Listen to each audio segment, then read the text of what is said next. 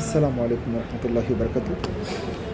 যদি একটা বিষয় আমরা প্রশ্ন করি নিজেদের লাইফস্টাইল সম্পর্কে যে আমরা ২৪ ঘন্টার মধ্যে কিছুক্ষণ আমাদের বিশ্রাম নিতেই হয় স্বাভাবিক জীবনযাপনের জন্য, তাহলে এই বিশ্রামের জন্য সবথেকে উপযুক্ত সময় কোনটি বা বেস্ট টাইম কোনটি বা কোন সময়টিকে আমরা বিশ্রামের জন্য বেছে নেব?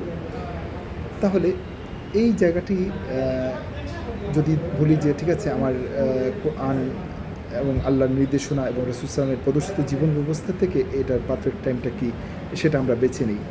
তাহলে আমরা ওই দিকে যদি আলোকপাত করি, তাহলে আল্লাহ সুবহানাহু ওয়া তাআলা কোরআনুল কারিমে সূরাতুন নাবার মধ্যে যেটা আমাদেরকে একটা বিভাজন, জেনারেল বিভাজন করে দিয়েছেন যে আউযু বিল্লাহি মিনাশ শাইতানির রাজিম ওয়াজআলনাল লাইলা লিবাসান ওয়াজআলনান নাহারা মাআশা, যে আমি রাত্রিকে বিশ্রামের জন্য আমি নির্ধারণ করেছি এবং দিনকে জীবিকা নির্বাহের ব্যস্ততার জন্য নির্ধারণ করেছি। সুতরাং এই জায়গা থেকে আমরা সুস্পষ্ট একটা জায়গা আমরা পেয়ে গেলাম যে বিশ্রামের জন্য উত্তম সময় হচ্ছে রাত্রিবেলা। এবং রাত্রি থেকে যদি রাত্রিটা আমরা ইসলামী শরীয়তে রাত্রিটা হচ্ছে যে আমরা যদি নামাজ দ্বারা সময়কে নির্ধারণ করি তাহলে বা'দা সালাতিল মাগরিব অর্থাৎ মাগরিবের নামাজের পর থেকে ফজরের নামাজের আগ পর্যন্ত ওই সময়টা হচ্ছে রাত্রির সময়। এখন এই সময়টার মধ্যে আবার পুরোটা সময় তো আমি বিশ্রাম নিতে পারবো না। এখানে আমার ঈশার নামাজ আছে, ফজরের নামাজ আছে, আবার আরও ইবাদত বন্দেগী আছে, আমার খাবার দাবার আছে। তাহলে ওই সময়ের মধ্যে কোন সময়টাকে আমরা রাত্রি বিশ্রামের জন্য বেছে নিব? তো এই জন্য আমরা এই জায়গাটাতে যদি আমরা চিন্তা করি তাহলে আমরা একটা জিনিস আমরা সেই সময়ে আসতে পারি যে আল্লাহ সুবহানাহু ওয়া তাআলা দেখে কী বলছেন, সন্ধ্যার পর থেকে এশার আগ পর্যন্ত যে সময়, সন্ধ্যার পর থেকে মাগরিবের নামাজের আদায় করার পর এরপরে আমাদের আরও একটা অবধারিত ডিউটি আছে যে এশার নামাজ আদায় করা। সুতরাং এই এশা এবং সন্ধ্যার মধ্যখানে যে সাধারণত আমরা যৌক্তিকভাবে দেখতে পারি যে কমপক্ষে একটা বিশ্রামে গেলে ৩ থেকে ৪-৫ ঘন্টা, সাধারণত স্ট্যান্ডার্ডলি ৬ ঘন্টা বলা হয়, তবে ৬ ঘন্টার মানে এতটা দরকার না, ৪ ঘন্টা ও অনেক সময় এনাফ হয় একটা মানে যদি আপনি কর্মব্যস্ত লোক হন তাহলে তার জন্য।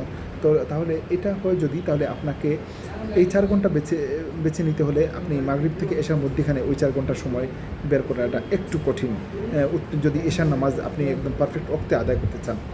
এবং এখানে আরেকটা হাদিস আছে যেটা হচ্ছে যে রাসূল সাল্লাল্লাহু আলাইহি ওয়াসাল্লাম এশার নামাজের আগে বিশ্রামে যাওয়াটাকে অপছন্দ করতেন।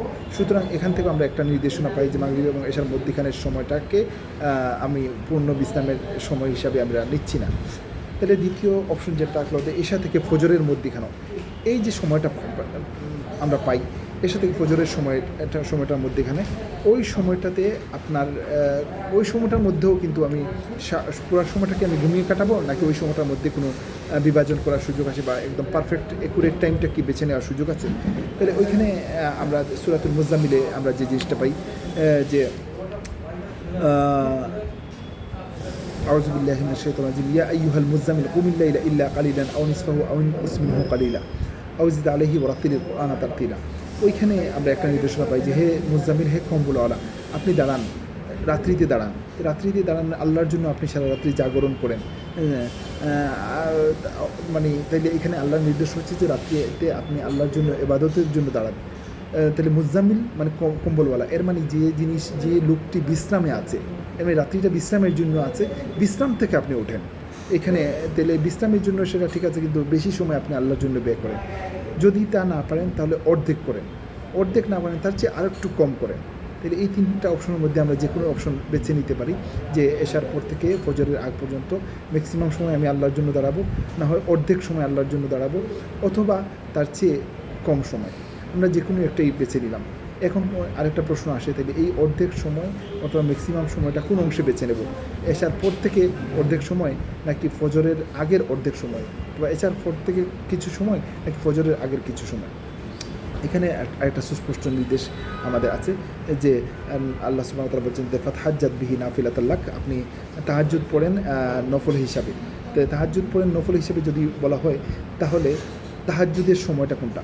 তাহাজ্জুদের সময় বলা হচ্ছে যে রাত্রির শেষ অংশ, ফজরের ঠিক আগের মুহূর্তটাকে তাহাজ্জুদ বলা হয়। সুতরাং তাইলে ওই সময় যদি রাত্রির শেষ অংশে আপনি জাগ্রত হন, তাহলে আপনি এর আগে এশার পর এবং রাত্রির শেষ অংশ আগের সময়টাকে আপনি বিশ্রামের জন্য বেছে নিতে পারেন, এটাই উত্তম সময়। এখন এই উত্তম সময়টা হবে যে এশার পর সাধারণত যে কোনো দেশে রাত 8টা 9টার পর বা 10টার পর থেকেই আপনার ওই এশার নামাজ আদায় শেষ হয়ে যায় এবং এরপরে থেকে আপনার সে তাহাজ্জুদের আগ অর্থাৎ রাত্রি 3টা বা ওই সময়টার আগ পর্যন্ত একটা মানে একদম সুনির্ধারিত সময়টাই মানে বাকি থাকে।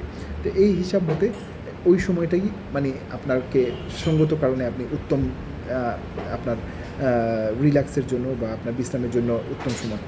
এখানে আরেকটা প্রসঙ্গ আছে যে এইখানে আপনার আরেকটা প্রসঙ্গ আছে যে তাহলে এই যে আল্লাহ সুবহানাহু ওয়া তাআলা বা তার কোরআনের বক্তব্যের মধ্য দিয়ে আমরা এই সময়টা বের করলাম। বর্তমান সায়েন্স বলে যে সবথেকে উত্তম বিশ্রামের সময়টা হচ্ছে রাত্রির ওই অংশ, রাত্রি 10টা থেকে 12টা, যেখানে ওয়েদারগত দিক এবং শরীরের হরমোনগত বা নানা ধরনের কেমিক্যালগত দিকটা সব থেকে বেশি উপযুক্ত সময় থাকে, যে ওই সময়টিতে বিশ্রাম নিলে আপনি অল্প সময়ে সর্বাধিক বিশ্রামের বেনিফিট পেয়ে যাবেন এবং ওই সময় পারফেক্ট বিশ্রামটা হয়, যার বেনিফিটটা আপনার শরীর স্বাস্থ্যের জন্য মানে সব থেকে বেশি উপযোগী এবং উপকারী। সুতরাং এই জায়গাটায় ইসলামের ডিরেকশন এবং সায়েন্স দেখেন কত ওতপ্রোতভাবে মিলে গেছে। আলহামদুলিল্লাহ, এটাই ইসলাম এবং ইসলামটাই হচ্ছে ইসলামের নির্যাসটাই হচ্ছে সায়েন্স। আলহামদুলিল্লাহ, আমরা এই জিনিসগুলো খেয়াল রাখতে পারি আমাদের প্রত্যেক জীবনে।